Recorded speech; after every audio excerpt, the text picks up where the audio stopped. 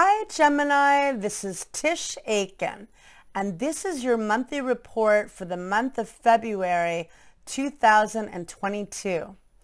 As you begin the month, there are 5 points transiting in the cardinal sign of Capricorn. Venus, the planet of love and money. Mars, the planet of action and passion. Mercury, the ruler of your sign and the planet of information, communication, and transportation. Pluto, the planet of death, power, and rebirth. And Juno, which is an asteroid that represents partnering, are all transiting in your house of death and regeneration, debt and taxes and credit and other people's money. It's also the house of regeneration, rebirth, and empowerment, and dealing with the loss and the pain in order to heal and transform. Venus stationed direct on January 29th at 11 degrees and 5 minutes of Capricorn, setting off where Saturn was in January of 2019 and December of 2018. We're in a sense all reconciling the last couple of years, because as we began 2022, Venus was retrograde. It retrograded on December 19th at 26 degrees and 29 minutes of Capricorn, setting off for Pluto, the cosmic compost, retrograded in April of 2021. Venus met up with Pluto on December 11th, December 24th. They will meet up a third and final time on March 3rd, along with Mars. And this is eliminating that which no longer serves you in order to empower and transform your life, and also honoring all of the loss you've endured, all the lives, all the ways of life that we've all lost, and hopefully finding some healing in this journey, and decisions that you were not able to make during the very restrictive epoch of Capricorn. Now, hopefully, there are new choices you're able to make moving forward to heal and rebuild your life. Mercury retrograded in January at 10 degrees and 20 minutes of Aquarius in your house of learning and teaching and manifesting, encapsulating essentially the first year of the new age of Aquarius, because Saturn got as far as 13 degrees of Aquarius in 2021. Mercury re-entered Capricorn on January 25th. This gives you an opportunity to reconcile where Saturn was transiting from March 4th through November 4th of 2020. So in a sense, you're reconsidering the last couple of years, the new age of Aquarius and the peak of the epoch of Capricorn that happened in 2020 when we had the legendary Saturn-Pluto conjunction in your house of death and renewal. And there has been, unfortunately, a lot of death, a lot of loss in so many ways, and we have to come together in the new age of Aquarius, build community, ascend higher heights, and build a new future where it's all about change and new beginnings. And it's not an easy journey, but now we're going forward. Venus is now direct, which is helpful, and it will remain in your house of money and healing and intimacy until March 6th. Venus is now dancing with Mars, the planet of passion and action, and they will be dancing in the sky until April 4th. That is lovely energy. That is very romantic, creative, and sexy energy. They're transiting in Capricorn, but as of March 6th, they'll be transiting in Aquarius, bringing community and a sense of communal support, hopefully, as we move ahead. So in the beginning of February, on February 1st, there is a new moon that takes place at 12:46 a.m. Eastern Standard Time at 12 degrees and 20 minutes of Aquarius. This also triggers where Saturn reached on May 23rd of 2021. That's where Saturn retrograded. This is a new opportunity to structure what you're trying to innovate in this exciting and unpredictable new time. The new moon is always a time to set intentions, do the law of abundance, and plant new seeds. It falls in your house of manifesting and hope. The theme for you with Saturn in Aquarius, which it'll be until March 7th of next year, is to teach and to learn, to tap into hope, to structure optimism in a difficult time, but also to bring your knowledge to others. I mean, you're always seeking and gathering knowledge. And in this time in Aquarius, it's a communal effort and focusing on community as we heal together, but through knowledge, which is very essential to you anyway. So February 1st, there's that new moon, new beginnings.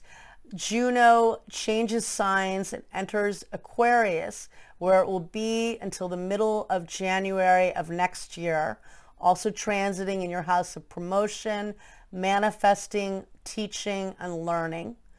And on February 3rd, Mercury stations direct at 11:13 p.m. Eastern Standard Time at 24 degrees and 22 minutes of Capricorn, setting off the Saturn-Pluto conjunction that occurred on January 12th of 2020 at 22 degrees of Capricorn. That is the world axis that hits every one of us and the people on the world stage and big world events. Now you have an opportunity again to reconsider and also initiate new choices and decisions moving ahead. On February 4th, the Sun and Saturn meet up at 2:05 p.m. Eastern Standard Time. That can bring restrictions. It can be challenging, but it's good for facing reality of what you need to face. The more you face the pain in this journey with all of this Capricornian emphasis for you, the more you will heal yourself and empower yourself. And the Sun and Saturn can be, definitely difficult, but it also can be good for doing hard work. And then on February 8th, on February 6th rather, Mars squares Chiron, the wounded healer, at 7:57 a.m. Eastern Standard Time. That could trigger painful issues with friends. There could be, definitely could be cutting words or just things happening. It could bring up wounds or maybe loss with friends, but hopefully tapping into your healing potential.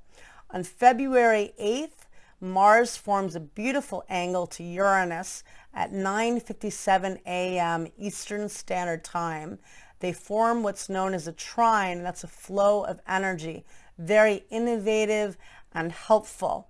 And this is good for you for tapping into doing healing work and working with your dreams, working with spiritual practice and meditation.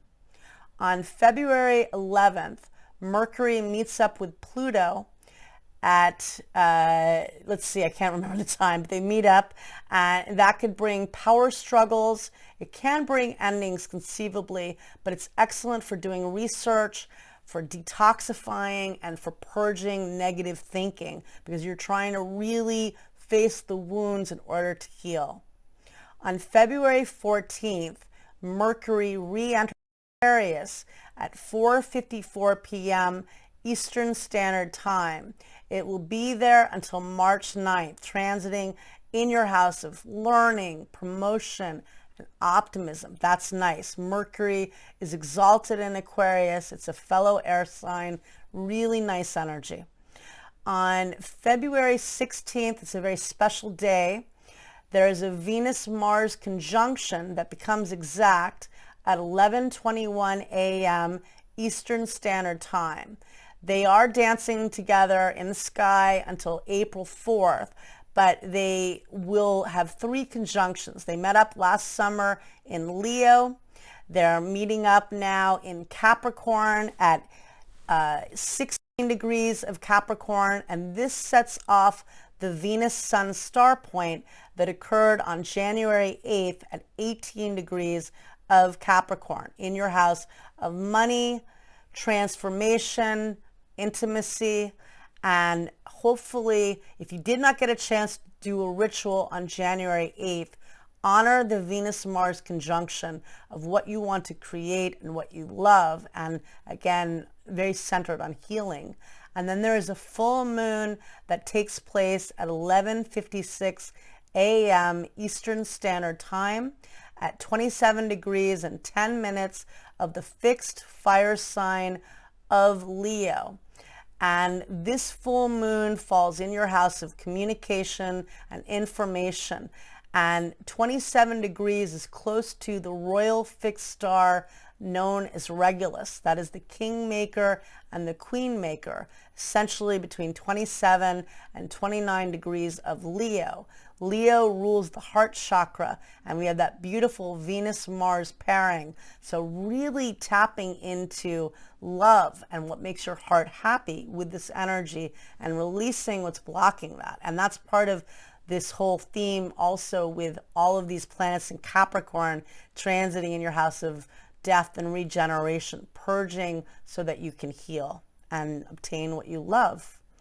And on February 17th, Jupiter, the grand benefic, which is transiting in your house of career and life goals, bringing a lot of opportunities and opening doors professionally. It forms a sextile to Uranus at no, let's see, to Neptune rather at Uranus actually, yes, sextile to Uranus at now I'm getting confused, 7:13 p.m. Eastern Standard Time, and that's very creative and loving energy. On February 18th, the Sun enters the fixed air sign of Aquarius at 11:43 a.m. Eastern Standard Time, transiting the house of manifesting and hope, and it will be there until March 20th. So a lot of focus on hope and manifesting as you get later into the month. And then on February 23rd, Mars forms a helpful sextile to Neptune. That could be very good for you financially and professionally, and that occurs at 2:12 p.m. Eastern Standard Time. Later that day, Mercury forms a helpful aspect to Chiron, the wounded healer, and that occurs at 9:06 p.m. Pacific Standard Time. And on February 25th at 12:06 a.m. Eastern Standard Time. Very good for spiritual practice, meditation, chanting. Later on February 25th, Venus forms a beautiful aspect to Neptune. And Neptune is the higher octave of Venus. Very loving energy at 11:04 a.m. Eastern Standard Time. Later that day, Mercury squares Uranus. That could be more of a jolt and surprises and a little bit of chaos, but very innovative energy. And that occurs at 9:22 p.m. Eastern Standard Time. And on February 28th, Jupiter forms what's known as a quintile to the north node of fate. And Jupiter is transiting in your house of career and life goals. And that could bring very auspicious meetings, connections, and opportunities. I wish you a lot of luck. I would really focus on doing the purging and healing work as much as you're able with refocusing on the epic of Capricorn now that we're moving ahead in the new age of Aquarius and getting to another chapter with Saturn to construct what we want to build in this futuristic time. And again, so centered on friends, groups, and community. No man is an island, and I didn't say that. Take care and good luck.